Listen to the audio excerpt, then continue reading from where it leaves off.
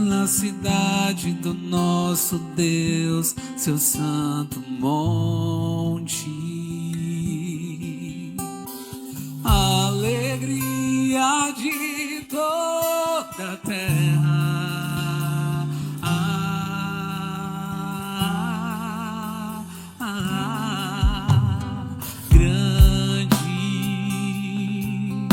É o Senhor em quem nós temos a vitória, que nos ajuda contra o inimigo. Por isso diante dele nos prostramos.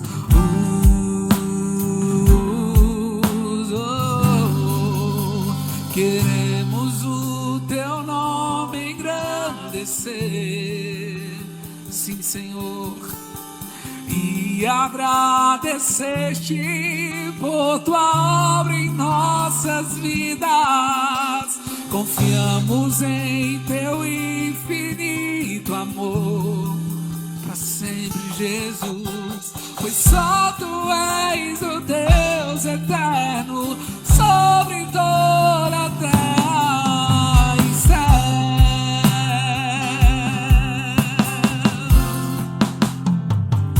Oh, grande é o Senhor em quem nós temos a vitória. Ele nos ajuda contra o inimigo. Por isso diante dele nos prostramos.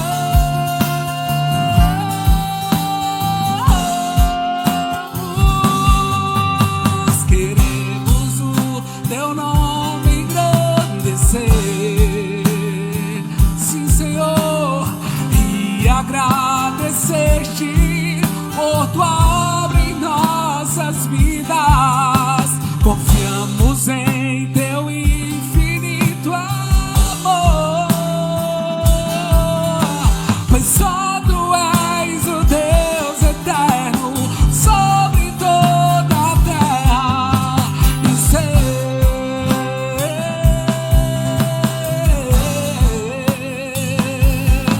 Só tu és.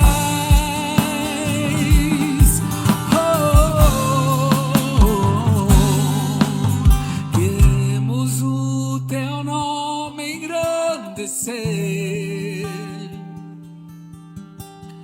e agradecer-te por tua obra em nossas vidas. Confiamos em teu infinito amor, pois só tu és o Deus eterno sobre toda a terra e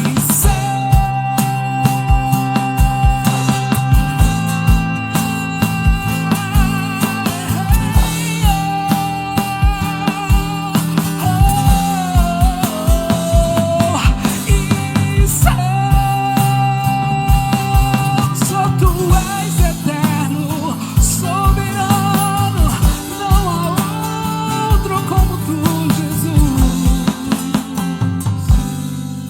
Com esplendor de rei, em majestade e luz, faz a terra se alegrar, faz a terra se alegrar. Ele é a própria.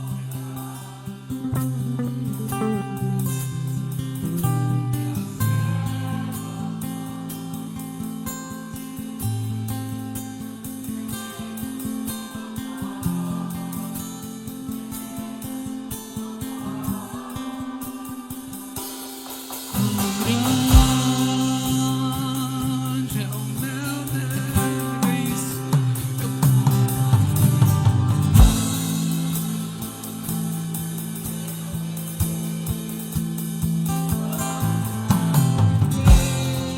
Quão grande, oh, tu és.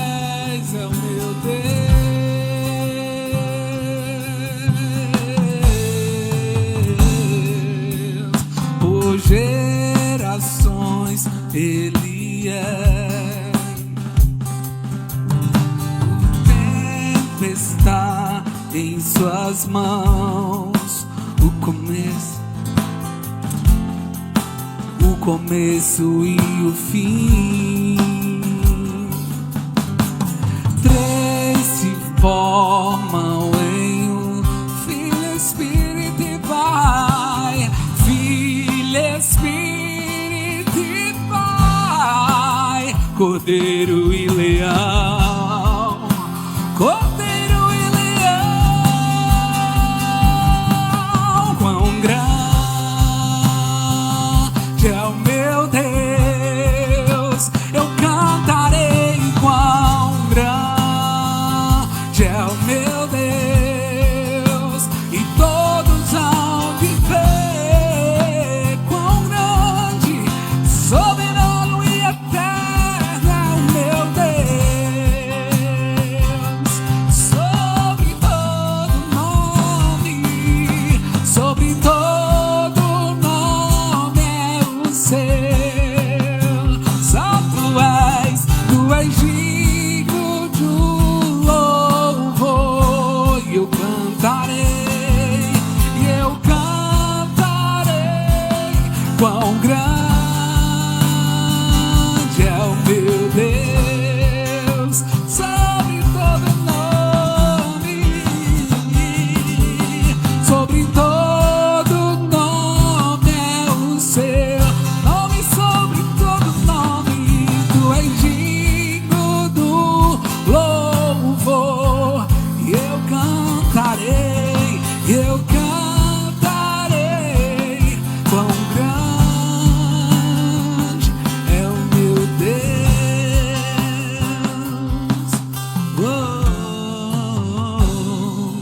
Quão grande é o meu Deus. Eu cantarei. Quão grande é o meu Deus, e todos hão de ver. Quão grande é o meu Deus. Nós cantaremos, Senhor, sempre enquanto houver fôlego de vida em nós. Nós cantaremos que Tu és grande, que Tu és soberano, que Tu és eterno, Senhor. Que independente da situação, independente do que os nossos olhos veem, Tu continua grande. Oh, Tu vais além do que os nossos olhos podem contemplar.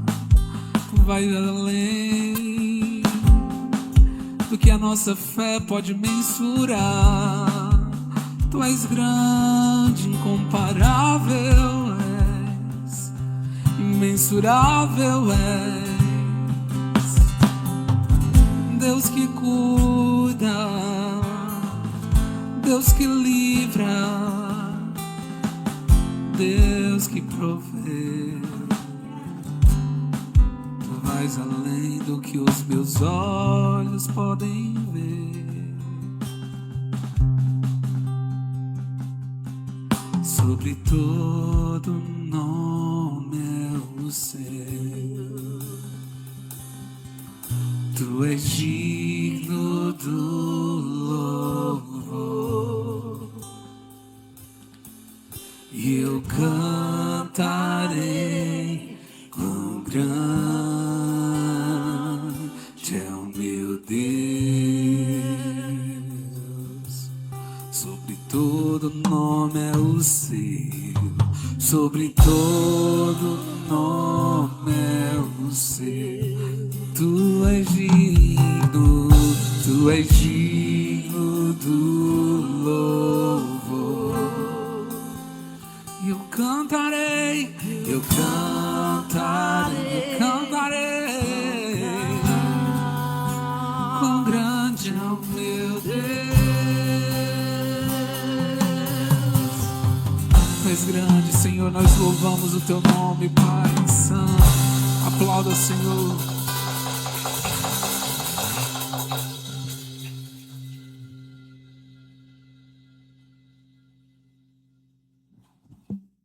Glória a Deus. Amém, meus irmãos?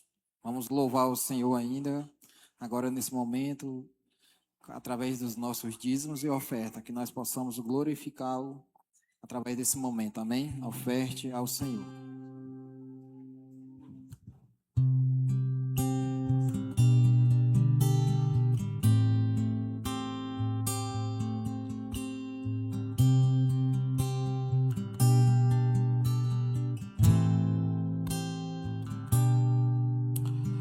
Eis a nossa estrela da manhã,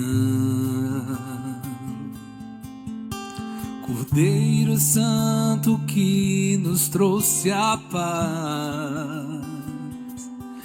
Em tuas mãos está todo vencer. Resposta a todo aquele que clamar. A verdade é tua palavra e não podes mentir. Por isso estamos aqui. És a nossa estrela da manhã, Cordeiro Santo que nos trouxe a paz. Em tuas mãos está todo vencer. Resposta a todo aquele que clamar. A verdade é tua palavra que não podes mentir. Por isso estamos aqui. Te louvamos, ó Senhor, pelo teu imenso amor. Manifesta o teu perdão e poder, e assim vamos te adorar para sempre, para sempre, para sempre.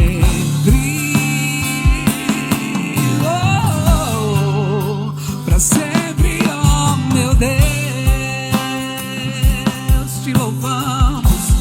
Te louvamos, ó Senhor, pelo teu imenso amor. Manifesta o teu perdão e poder, e assim vamos te adorar para sempre, para sempre, para sempre,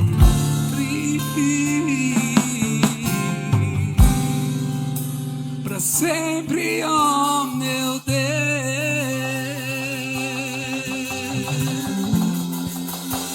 para sempre, ó meu Deus.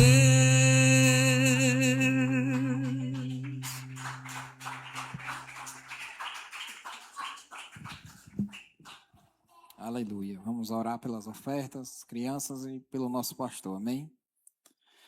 Senhor, Deus, Pai, te apresentamos, Pai, os dízimos e ofertas, Senhor. Pai, vai multiplicando, vai, Pai, suprindo as necessidades, Senhor, da tua casa, Pai.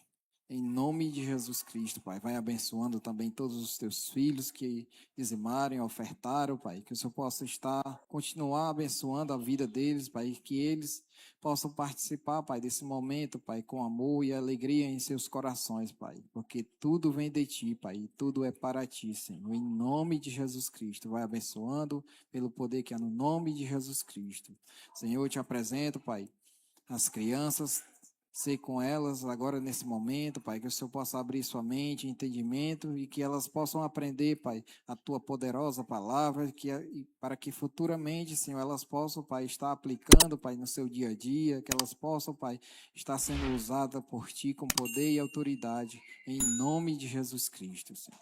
Pai, te apresento o teu filho. Toma ele em tuas mãos, agora nesse momento, Pai. Sei com ele, Pai, abençoando, dando a ele, Pai, poder e autoridade na tua palavra, e que ele possa, Pai, ministrar tudo aquilo que o Senhor, Pai, tem a falar, Pai, a cada coração nessa noite, em nome de Jesus Cristo, Pai. Pai, abençoando, abre a mente, o entendimento de cada um dos teus filhos, e que nós possamos sair daqui, Pai, transbordando, Pai, daquilo que o Senhor tem a falar aos nossos corações, em nome de Jesus Cristo. Amém.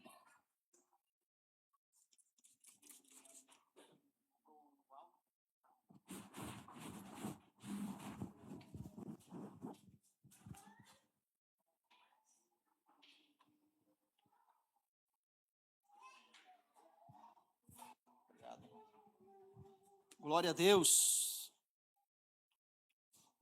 A paz do Senhor, amada igreja. Boa noite a todos. Amém. Hoje nós vamos encerrar a nossa série de estudo, depois de 4 sextas-feiras. Hoje nós vamos finalizar a nossa série de estudo, chamada A Jornada do Novo Nascimento. E eu tenho certeza, irmãos, que esse estudo foi muito edificante, principalmente para os novos convertidos, né, que tiveram a oportunidade de aprender sobre o novo nascimento, sobre aquilo que Cristo fez ou faz por nós, tem feito por nós, nos dando uma nova identidade, nos dando uma nova vida. E hoje nós chegamos ao fim dessa série. O que nós fizemos foi uma jornada bíblica sobre o antes de Cristo e o depois de Cristo. Quem nós éramos e o que Cristo fez por nós, o que nos tornamos em Jesus. E hoje nós sabemos quem nós somos em Cristo, qual é a nossa posição no mundo espiritual. E aí nós vimos, desde o início, nós fomos tirados, né, do sepulcro, nós fomos tirados das trevas, nós estávamos mortos, sepultados, e o que Cristo fez, nos conduzindo a Deus, nós fomos tirados da sepultura, e aí nós fizemos esse quadro, nós pintamos esse quadro, né? Nosso estado de morte, de separação, de pecado, estamos separados de Deus por causa das nossas transgressões, dos nossos pecados, e Cristo nos deu vida. Deus nos deu vida em Cristo Jesus. Então, nós vimos que o que Cristo fez e o que Ele pode fazer pelo homem. Então, nós fomos justificados, nós fomos vivificados por Cristo e somente por Cristo.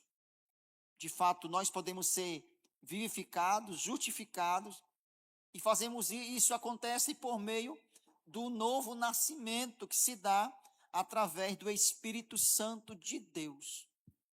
E aí passamos a viver como herdeiros, co-herdeiros com Cristo. Fomos adotados como filhos de Deus. E aí passamos a viver esta novidade de vida, esta nova vida, essa posição de autoridade. Como nós vamos ver hoje, com novas vestes de santidade, de forma que nós agora vivemos, não para nós mesmos, nós vivemos para a glória de Deus. Então nós passamos essas 3 últimas sextas-feiras e hoje nós vamos encerrar falando justamente sobre esta mudança na prática, né? Como devemos viver agora, diante de Deus, já que temos agora uma nova vida. Então nós pintamos, né, esse contraste vivido do homem antes de Deus, como era a sua natureza caída e o que ele se tornou a ser mediante a graça e a salvação em Jesus Cristo. Então, nessa série, nós pintamos esse quadro mostrando essa jornada de como Deus tem feito isso com as nossas vidas. Amém, queridos?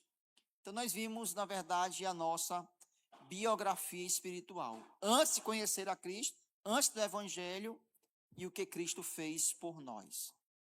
E hoje nós vamos dar um encerramento falando desta extraordinária mudança. E como devemos viver na prática esse depois de Cristo. Eu quero só trazer aqui uma ilustração breve.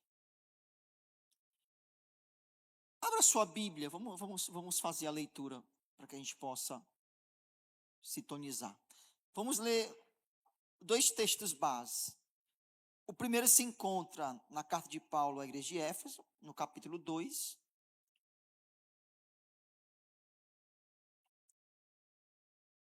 E apenas um versículo, que é o versículo 10, que vai falar dessa nova criação, dessa nova criatura gerada em Deus, formada em Deus. Efésios capítulo 2, versos 10, amém?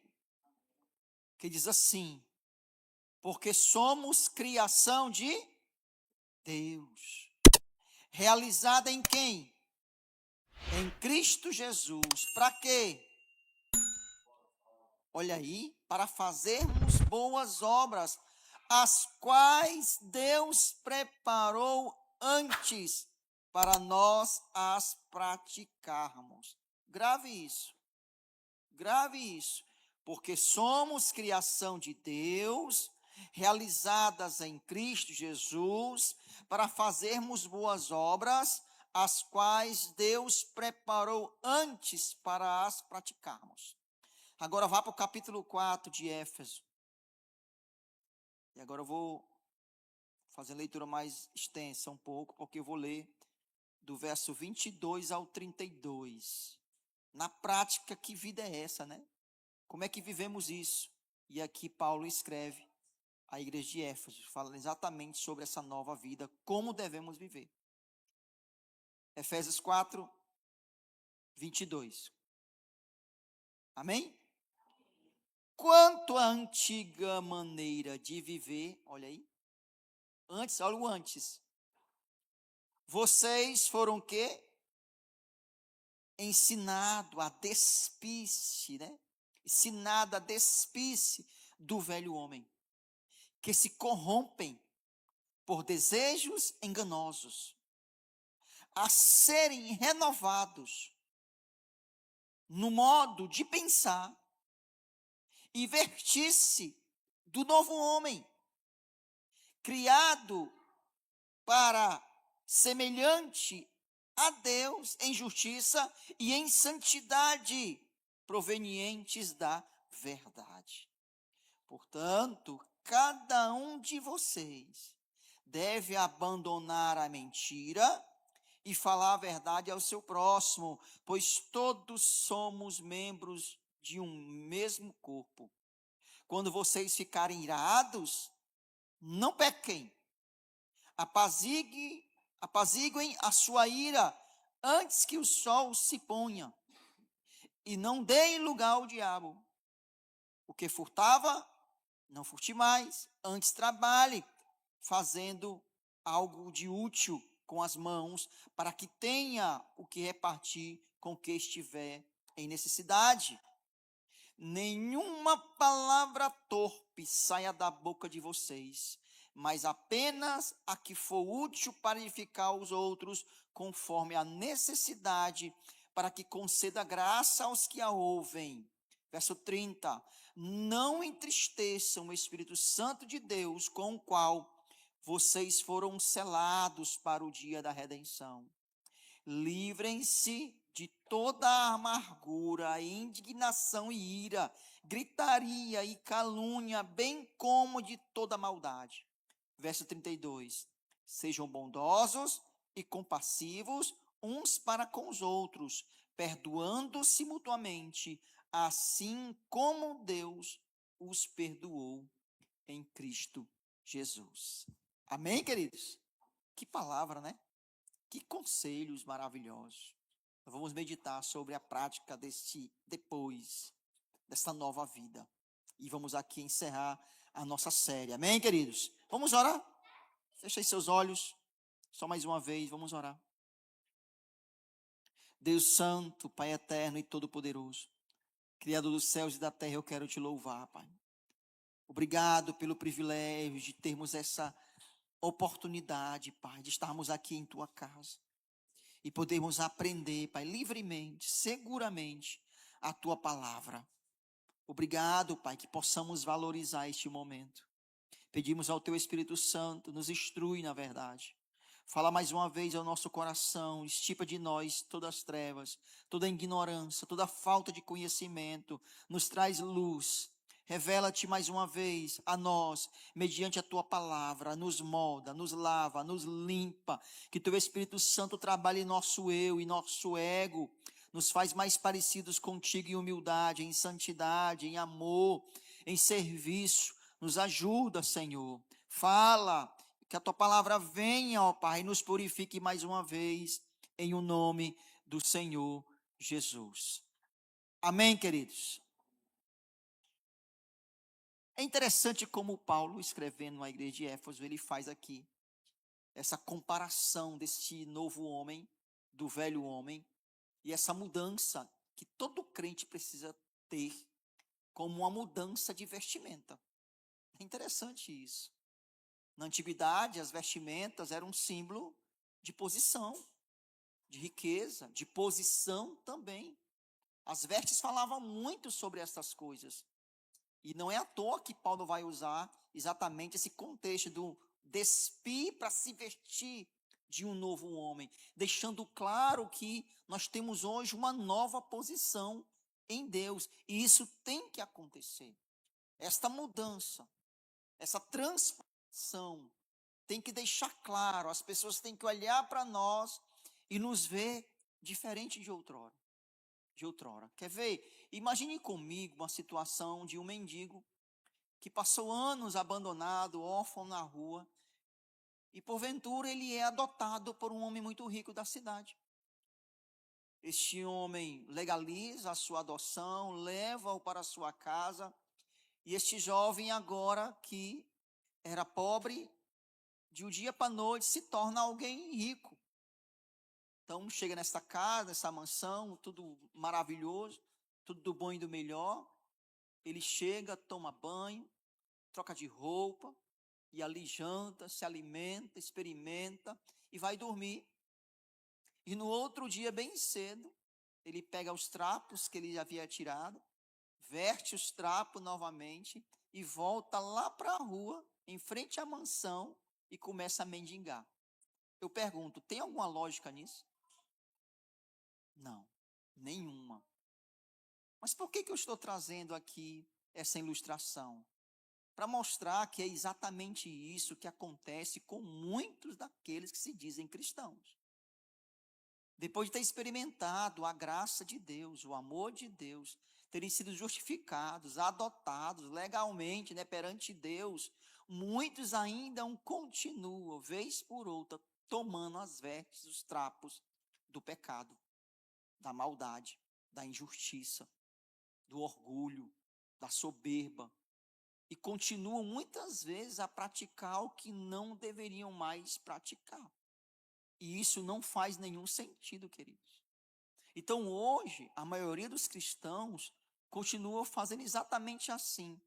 Foram salvos, mas continuam se arrastando nos hábitos, dos vícios, dos maus pensamentos, do antes de conhecer a Cristo.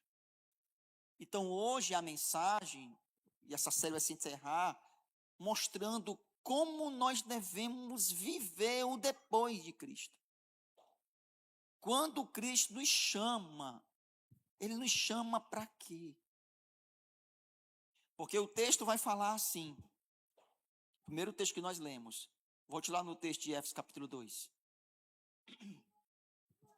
Pois somos feitura dele, grava essa palavra, nós somos feitura dele, criados em Cristo Jesus, para as boas obras, os quais Deus preparou de antemão para que andássemos nelas.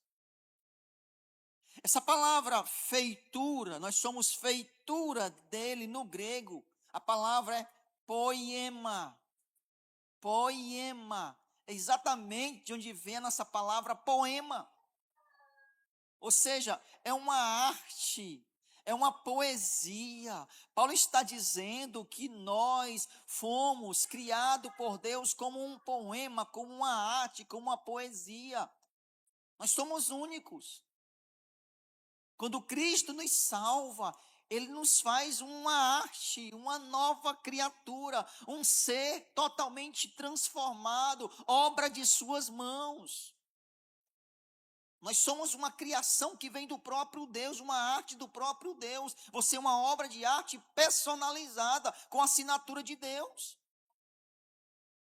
É o Criador que te fez, Ele é o autor da sua vida. Você é uma obra-prima dEle. Grave isso, é muito importante você entender isso. Você que já é crente. Você que já é crente, você foi criado, você é uma feitura, criado em Cristo. Então a salvação é exatamente essa nova criação de Deus. É aquilo que Deus nos torna. É por isso, irmãos, que a salvação, ela não pode ser conquistada por nós mesmos. É uma obra totalmente divina. Nós não produzimos esta vida em nós mesmos. Nós vimos isso no primeiro estudo. Ou no segundo, melhor dizendo. A salvação é uma obra exclusiva de Deus por nós e em nós. Por nós e em nós. Como assim, pastor? Deus continua trabalhando em nós depois que nós cremos nele. Depois que nós entregamos a nossa vida a Ele, Deus continua escrevendo o seu poema. Deus continua trabalhando em nós e através de nós. O que eu quero dizer, querida, é que cada um de nós que estamos agora aqui, que um dia conhecemos a Cristo, entregamos a nossa vida a Ele, esta obra de arte, ela ainda está em construção. Deus ainda não escreveu o último capítulo de nossas vidas. Nós ainda estamos aqui cumprindo os seus propósitos eternos para a glória dEle. Deus te salvou não simplesmente para te levar para o céu. Você é uma obra-prima que deve servir para glorificá-lo. Quem te vê, quem olha para você, quem convive com você, quem desfruta da sua companhia, devem dizer assim: louvado seja Deus pelo que Deus fez com a vida deste homem, ou desta mulher, ou deste jovem. É por isso que nós temos que ter isso em mente. Nós somos transformados, dia após dia, com o objetivo e o propósito de glorificar a Deus. Então grave isso.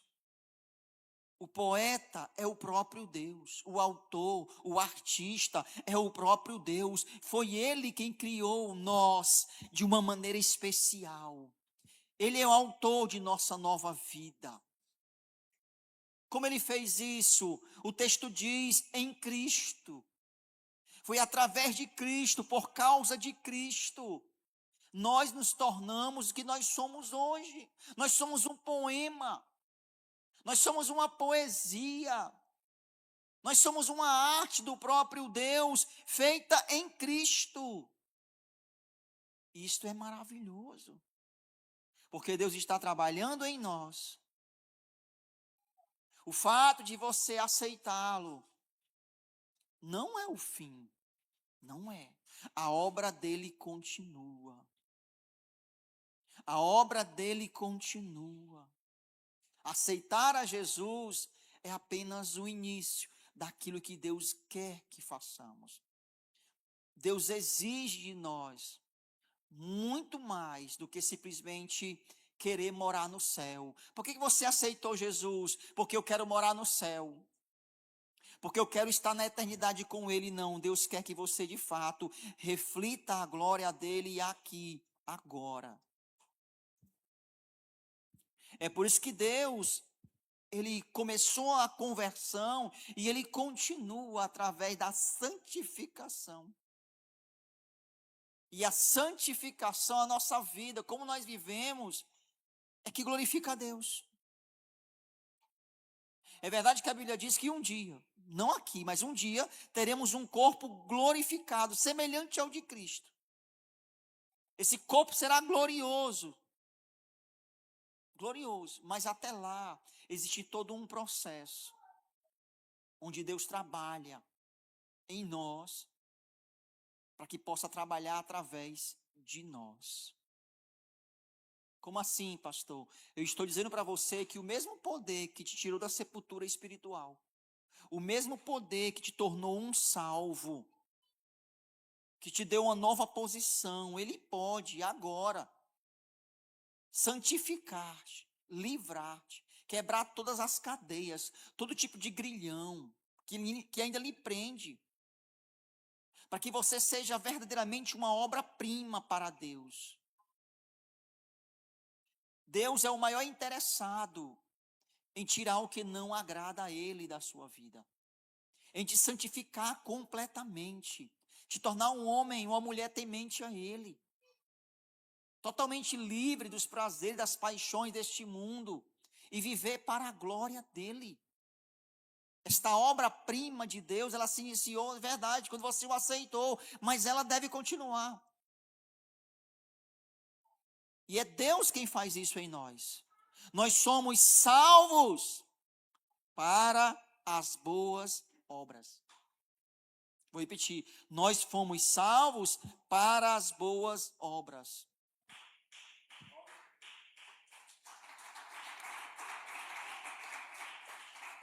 É bom deixar claro isso, porque muitos religiosos acreditam que as boas obras salvam. E não é isso que a Bíblia diz. A Bíblia diz que nós fomos salvos. Nós fomos salvos pela obra e o mérito de Cristo. Ele é o autor da salvação. Ele é o poeta. Nós somos apenas o poema em Cristo. A salvação vem dele e pertence a ele. Nós somos salvos para que nós possamos andar nas obras. Então grave isso. Nós não fazemos boas obras para sermos salvos. De maneira nenhuma. Lembra da história que eu falei sobre Nicodemos?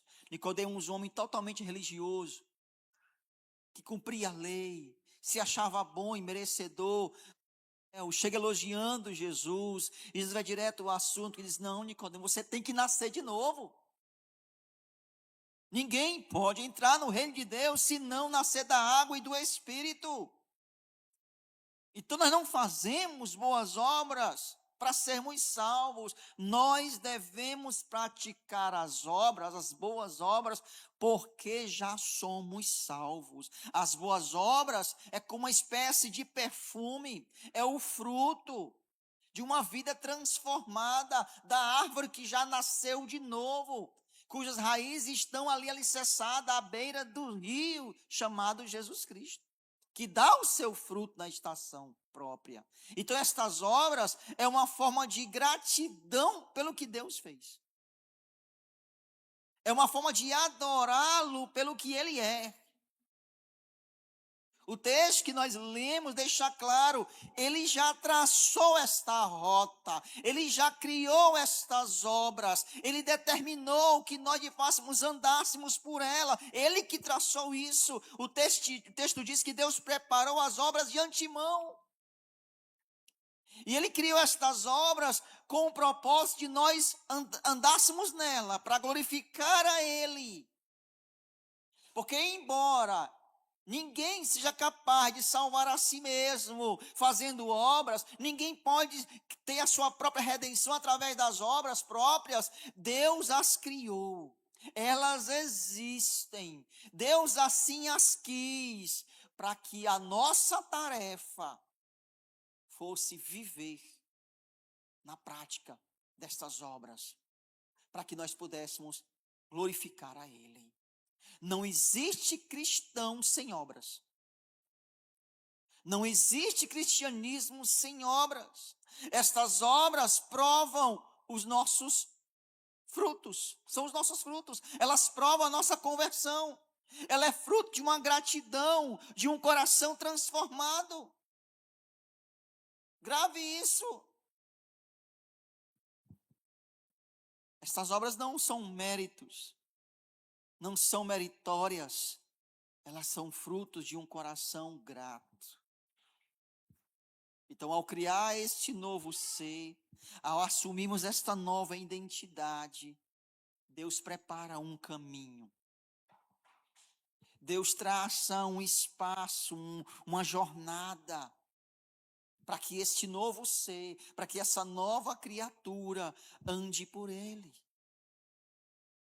É por isso que escrevendo aos Colossenses, Paulo diz assim: tudo o que fizerdes, ele coloca assim, tudo que fizerdes, seja em palavras, seja em ação, fazei-o em nome do Senhor Jesus, dando a ele graças a Deus o Pai. Colossenses 3,17. Se você está fazendo algo, se você vai fazer algo, dê graças a Deus. Dê graças a Deus. Glorifique a Deus. Seja palavras, seja em ações. Você faz isso por causa de Jesus. É em Jesus. Faça isso para a glória dele. Faça isso em nome dele. Glorificando a ele. Seja ajudar alguém, abençoar alguém, seja prestar algum tipo de ajuda, não importa, ele está dizendo qualquer coisa, faça tudo em Cristo, em nome de Jesus, e dê graças ao Pai. Outrora, nós aprendemos isso aqui, nós andávamos segundo o curso deste mundo. Agora, em Cristo, nós andamos segundo o curso preparado por Deus, de antemão. Nós andamos segundo as obras que Deus preparou para que andássemos nela. O que isso quer dizer? Isso quer dizer que Deus tem um plano. Quando Ele nos chama, quando Ele nos salva, Deus tem um plano para a nossa vida. Algo para realizar em nós e através de nós. E a grande questão que todos nós temos que entender, irmãos, é que se Deus de fato nos chama, Deus nos salva, devemos entender o que Ele quer para nós, o que Ele exige de nós. É por isso que Ele distribui dons, talentos, faz chamado, levanta para ministério. Não pode haver crentes inúteis, crentes estagnados, sem frutos, sem obra, não pode, querido. Se você não serve, tem algo errado. Se você é filho, se você de fato é uma nova criatura, esses frutos têm que ser mostrados. Nós lemos aqui o texto de Éfeso. Essa é a nova realidade do crente. E ela começa na nossa mentalidade. E esse trocar de veste é uma realidade que é visível na vida da pessoa. Quando ela muda a sua visão, sua cosmovisão sobre o reino de Deus, sobre o mundo espiritual, ela entende que algo precisa ser transformado também na vida dela, para que as pessoas comprovem que ela mudou. É o mudar de veste que o texto fala. Esse processo na prática. Despojar do velho homem, abandonar as antigas práticas mundanas. Despojar significa arrancar, tirar a roupa suja. Você precisa, cada um de nós precisamos voluntariamente se despir dos trapos do antes. O que nós fazíamos, a mentira, a fofoca, a amargura, a pornografia, a desonestidade, toda esta roupa não pode mais caber em você. Você não é mais um mendigo espiritual. Você foi adotado.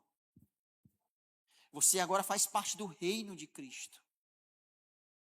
Não queira mais se vestir assim. Essas roupas não podem mais caber em você. Não pode. Por isso o verso 23 diz que você tem que renovar no espírito da vossa mente. Renovar no espírito da vossa mente.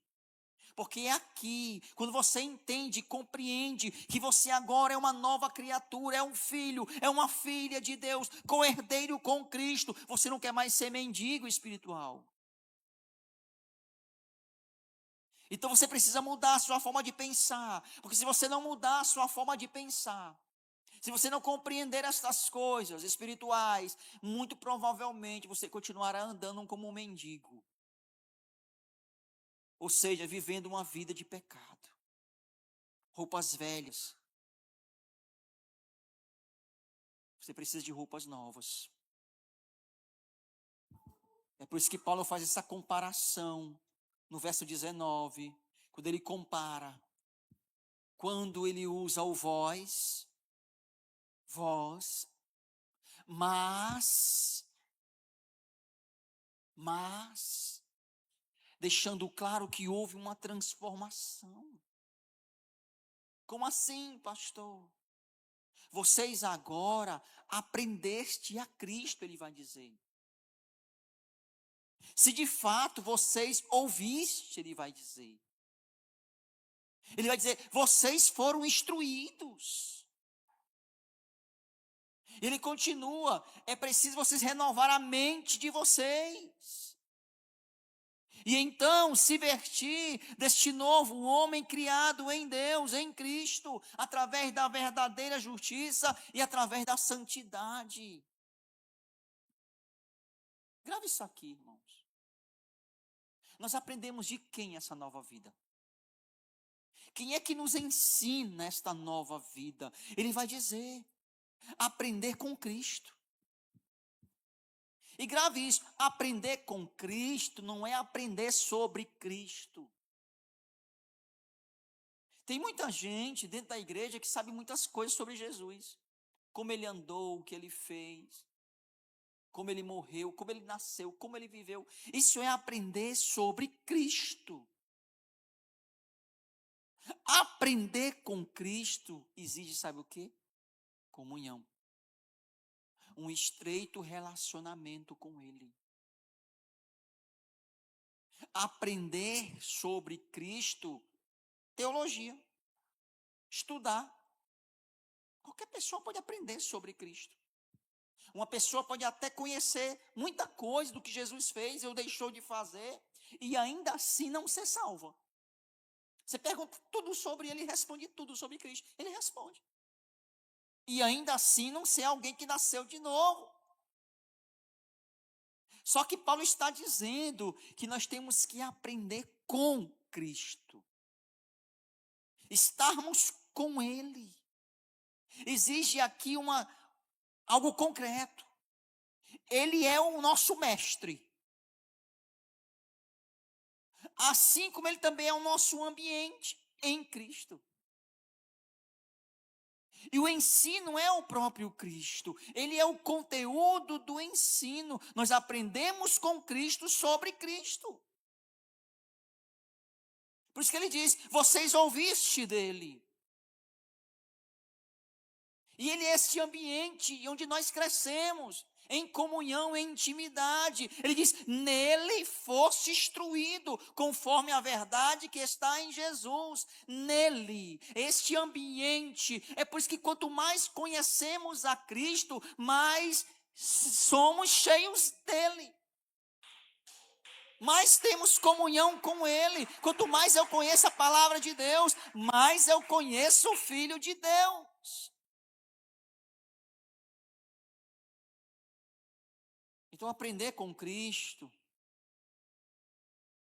é abandonar a sua velha humanidade, seu velho homem, suas velhas vestes.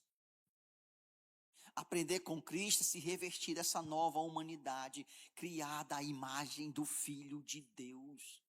O propósito de Deus, irmão, sempre foi nos tornar parecidos com Cristo. Por isso somos chamados de cristãos.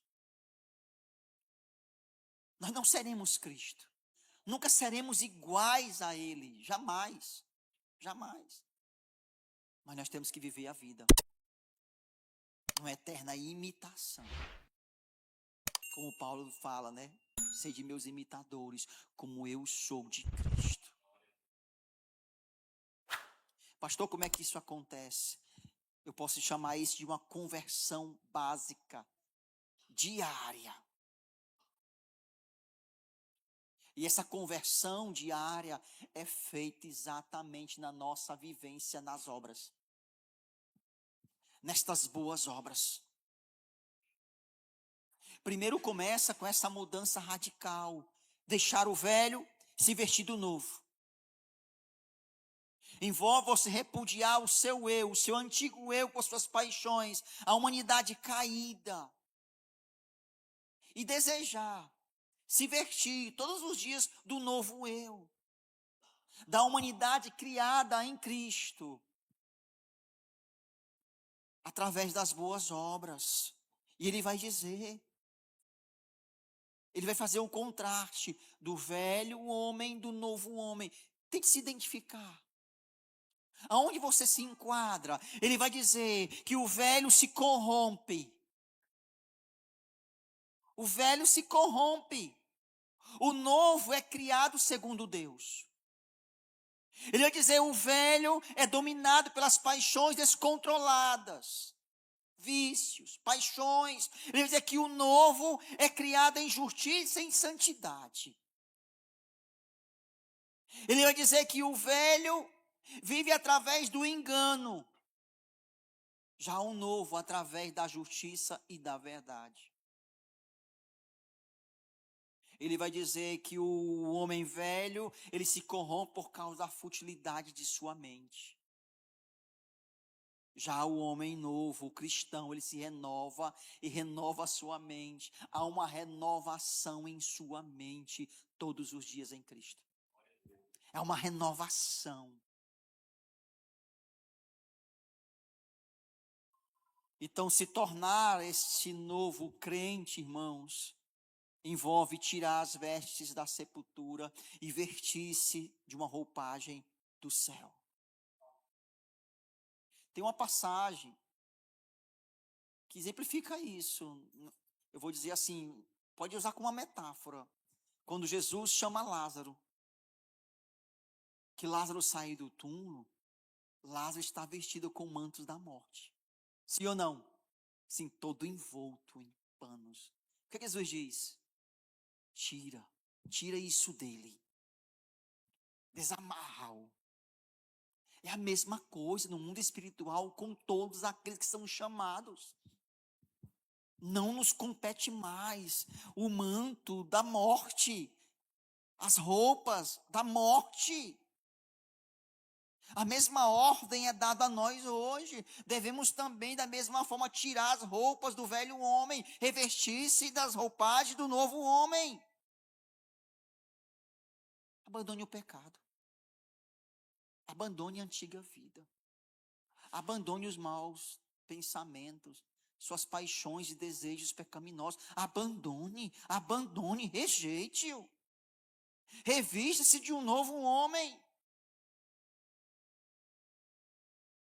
Na prática, se vista de justiça, se vista de santidade, se revista de perdão, de amor.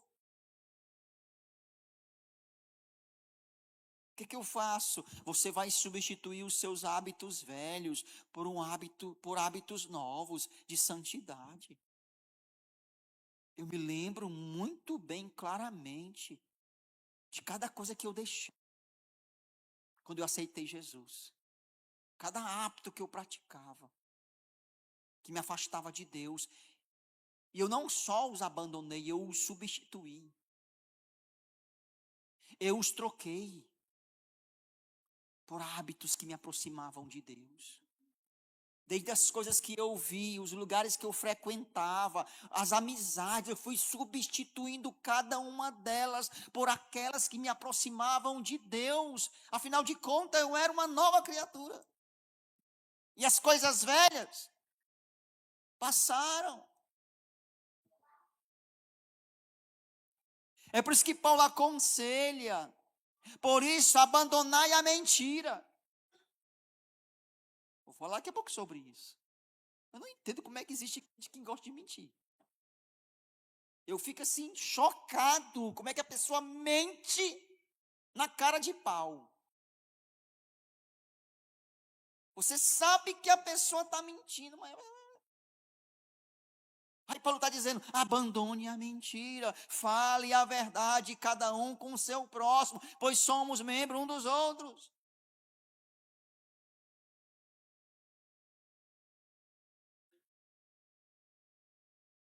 A mentira, ela tem um propósito de enganar, de iludir, de falsificar. Isso abrange muitas coisas, irmão. O engano, a enrolação. Você não mente falando, mas engana. Também é mentira, é fraude. Pesar. Dar um peso e não é o peso. Você está dizendo que você está vendendo um objeto. Ou simplesmente falsificar algo, dizer que é verdadeiro, que é legítimo. Isso também é mentira, isso também é engano. Abrange muitas coisas. Então Paulo está dizendo, primeira coisa, abandone a mentira. Fale a verdade. Eu vou deixar algo mais claro para você. Ei, o diabo é o pai da mentira. Quando você mente, você está sendo usado por ele. Você está sendo um instrumento dele. Entenda isso. O diabo é o pai da mentira. Quando mente, você está agindo por intermédio dele. Mentiroso, ou seja, aquele que são controlados pela mentira. Lê Apocalipse 22:15. Não herdarão o reino dos céus. Pare de mentir. Controle esse vício maldito. Abandone esse pecado. Diga amém. O primeiro pecado da igreja primitiva que levou à morte dos cristãos foi exatamente a mentira. Mentiu, tentou enganar, morreram. Quem foram eles? Ananias e Safiras. Olha como Deus abomina, né, esse tipo de pecado. Por que Deus matou logo?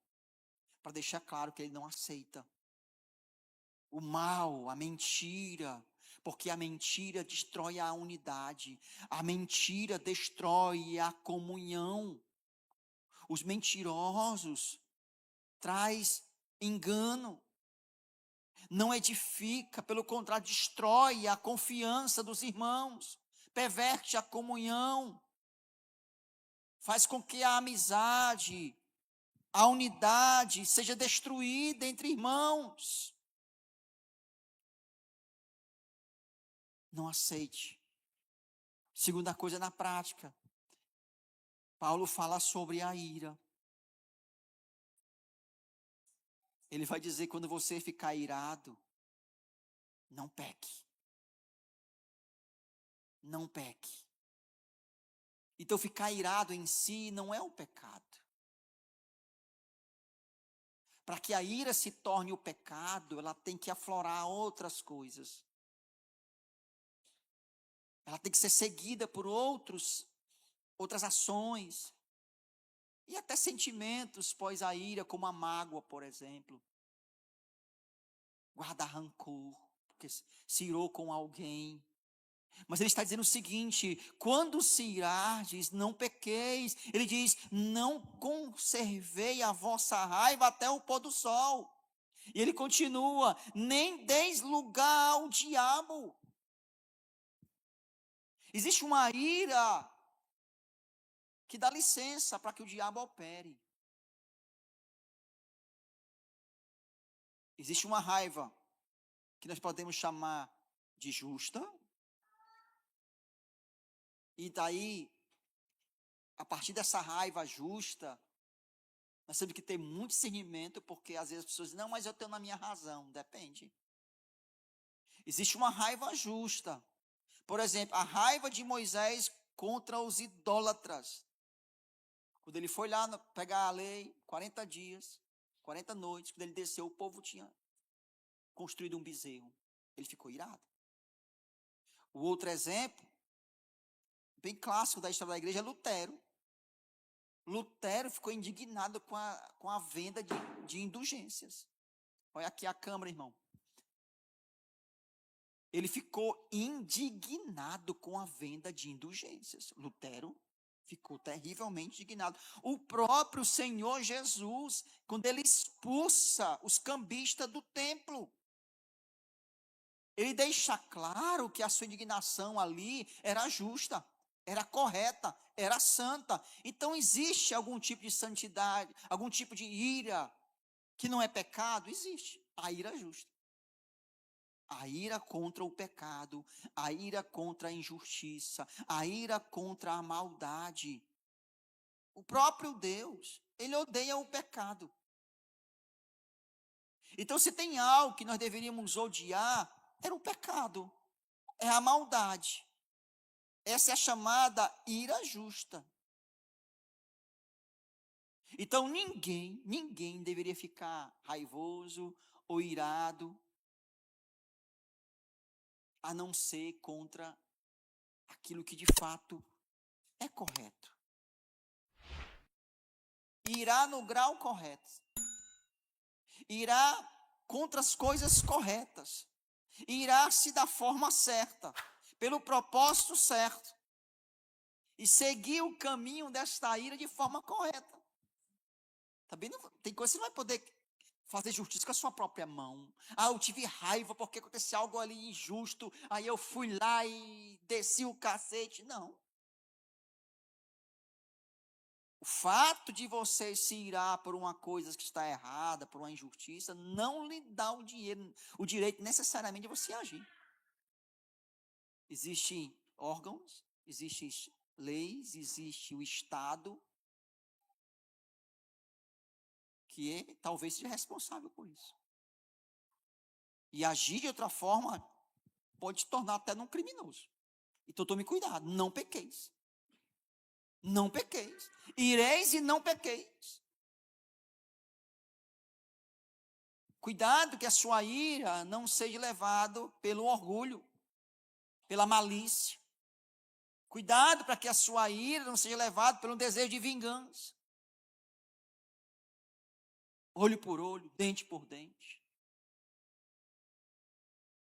E a segunda coisa, Paulo vai dizer, não conserve a sua ira até o pôr do sol. Paulo não está dizendo assim, não, você pode ficar com raiva até 6 horas, 5h30, 6 horas da tarde. Fica olhando para o sol. Antes do sol se pôr, você pode se acertar com a pessoa. Não, não é isso não. Ele está dizendo que esse sentimento de ira não é bom. Não deve ser guardado. Por quê? Porque ele pode se transformar numa raiz de amargura. Está vendo? A ira em si não é pecado, mas quando ela não é resolvida, tratada, ela se torna em algo profundo, uma raiz de amargura. É por isso que hoje tem pessoas que não conseguem perdoar, estão amarguradas, guardando já há anos ressentimentos. Aí você está pecando. É nisso que a ira te leva ao pecado. Por mais que você tenha sido injustiçado, por mais que você esteja certo no seu direito, mas se esta ira se torne uma amargura, Deus está falando para você, perdoe. Arranque esta raiz, arranque. Sabe por quê? Ele vai continuar, para que você não dê lugar ao diabo. Ira maltratada, se tornando em amargura, é caminho, é porta aberta para o diabo agir. Irmão, se tem alguém que se aproveita de nossas mágoas, da ira descontrolada, se tem alguém, se tem um ser desprezível que se aproveita disso, é o diabo. As pessoas matam quando estão iradas. Elas destroem amizades, relacionamentos, cheias de mágoas. Elas não perdoam. Entenda isso, o diabo gosta de ficar espreitando pessoas zangadas, iradas. E ele sabe como tirar proveito desse tipo de clima, de situação.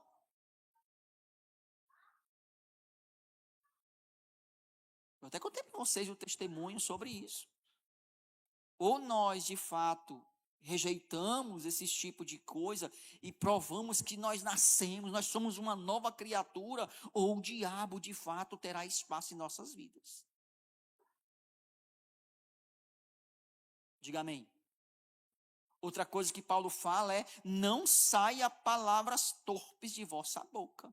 Não saia da vossa boca nenhuma palavra torpe. E sim, unicamente que for boa para edificação, conforme a necessidade, e assim transmita graça aos que ouvem, e não entristeça o Espírito de Deus, no qual foste selado para o dia da redenção. Mais uma vez, Paulo vai contra o que nós falamos, o que sai de nossa boca.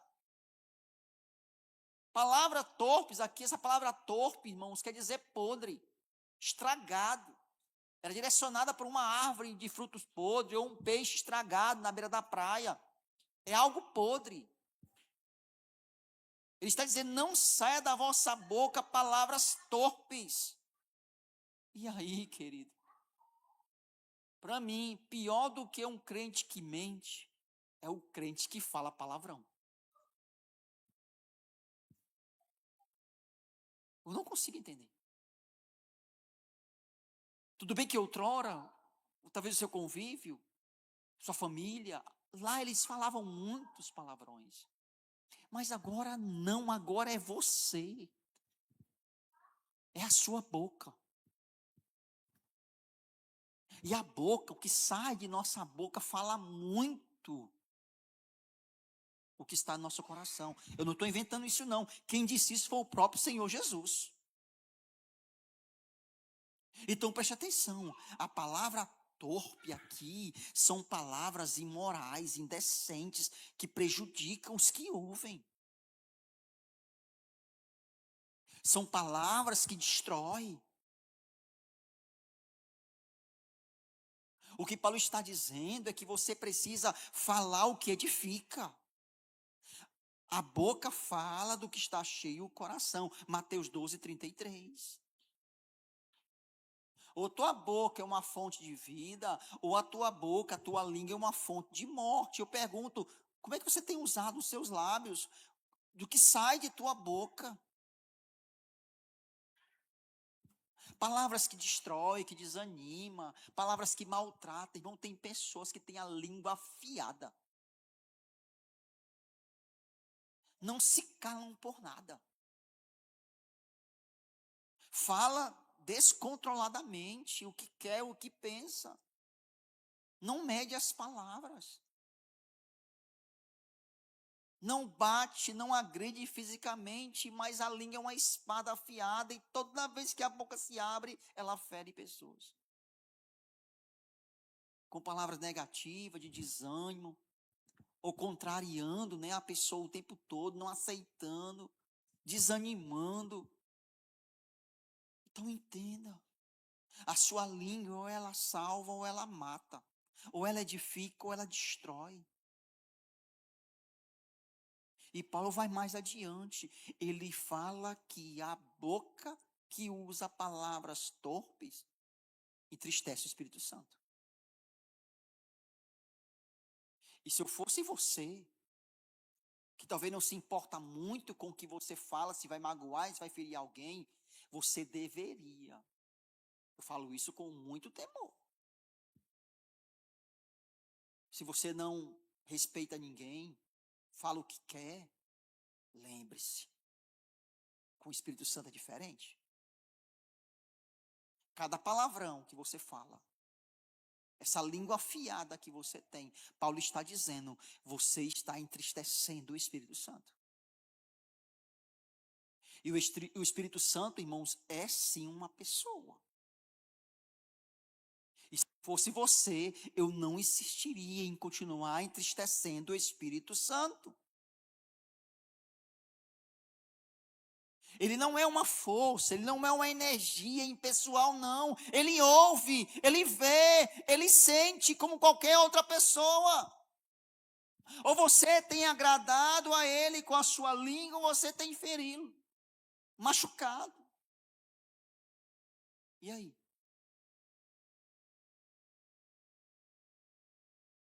Eu sei de uma coisa, o Espírito Santo ele responde. Ou se aproximando, quando estamos em obediência, mais íntimo, mais comunhão, mais presença, mais cheio. Ou quando ele está triste, ó. E aí? E eu vou concluir. Nós estávamos mortos espiritualmente. Jesus veio, arrancou-nos da sepultura, soprou do seu Espírito, nascemos do Espírito. O Pai nos tomou, cancelou toda a nossa dívida, nos deu uma certidão de adoção, nos fez seus filhos. E hoje, Ele nos deu roupa nova. Hoje, Deus está dizendo, ande como meus filhos. Não volte para o lixo da sua velha vida, de outrora. Querido, nós não devemos aceitar nada menos do que aquilo que Deus tem preparado para nós. Você pensar em voltar, em continuar, em fazer o que você fazia outrora, mude. Se revista do novo homem. Queira viver o que Deus planejou para você. Quando eu comecei a ministrar essa palavra, quando veio em mim a ideia de ministrar essa palavra, foi exatamente por causa do tema dos jovens, a nova identidade. Você lembra? A nova identidade em Cristo. Irmão, nós temos uma nova identidade. Só que se Deus pisca dele, me mostra aí tua identidade. Me mostra aí teu RG. Deixa eu ver se você é cidadão do céu ou não. O que nós mostraríamos para ele? Quais são as provas? Aonde estão os frutos? Cadê as boas obras? Fique de pé.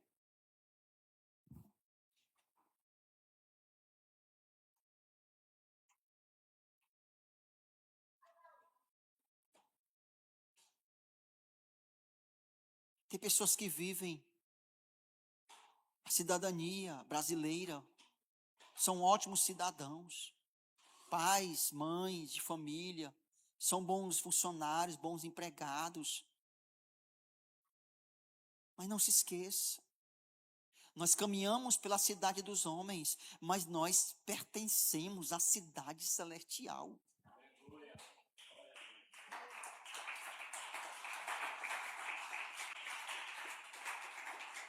Nós vivemos sobre as leis da terra, nós precisamos trabalhar, estudar, sim, correr atrás do pão de cada dia, resolver problemas relacionados à família, a trabalho, a estudo, mas não se esqueça, você acima de todas estas coisas, você é um cidadão dos céus e deverá prestar conta com o rei desse reino naquele grande dia.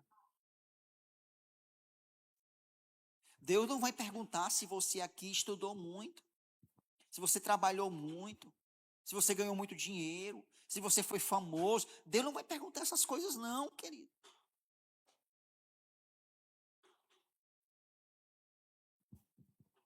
A verdade é que nós precisamos viver dia após dia para a glória dele. E é isso que vai importar naquele grande dia. Como nós vivemos. Ou vivemos para a glória dele, ou vivemos para a nossa própria glória. Fecha teus olhos. Quem você é?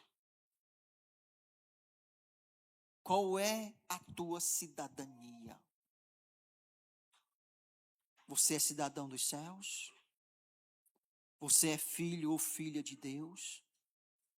Você já vestiu as novas vestes em santidade, em justiça? Olhe para a sua vida. Medite. Que frutos você tem dado ao Senhor? Quais são as provas de que o Espírito Santo regenerou a você? Você é uma nova criatura. Suas palavras são torpes ou são santas? O que está no seu coração são iras, mágoas, ressentimentos? Ou você perdoa? Você sabe que de fato precisa amar, perdoar. Você consegue controlar a ira, a mágoa. Você já liberou o perdão para aquela pessoa que te feriu? Pense nisso. Isso prova a sua nova identidade. Isso prova que você nasceu do alto, nasceu do céu. Você nasceu de novo. Você não é só um religioso. Andem como filhos. Não volte à sua velha vida. Não aceite nada menos do que o futuro que Deus tem para você. Nesta vida e na eternidade. Porque sua identidade está selada nos céus. Sim, você é um salvo, mas ela tem que ser confirmada aqui na terra. Está na hora de você manifestar que é um filho, uma filha de Deus. E olha que Deus nos prova, viu? Olha que Deus nos prova. Preste atenção. Deus faz com que situações ocorram. Pessoas nos ofendam muitas vezes. Deus permite, queridos. E é nesta hora que nós somos aprovados ou reprovados. Espírito Santo de Deus, está aí tua palavra. Eu não posso convencer ninguém, Pai. Mas tu podes. Tu pode mudar corações e mentes. Tu pode, ó Pai, clarear pensamentos, libertar, quebrar cadeias. Tu podes, ó Pai, salvar. Tu podes, ó Pai, fazer nascer novamente. Tu pode transformar. Tu pode, Pai, trazer regeneração. Tu pode trazer libertação. Tu podes trazer salvação, ó Pai, aqui neste lugar. E para todos aqueles que me ouvem, faz assim, Espírito Santo, capacita, dá autoridade, capacita este homem, esta mulher, dá-lhe um novo coração, transforma-lhe os pensamentos e a mente, muda, ó Pai, faz nascer da água e do Espírito, ó Espírito Santo de Deus. Completa esta obra, Deus, em cada um de nós, e nós te daremos a glória, em o nome do Senhor Jesus. Diga amém. Aplauda o Senhor.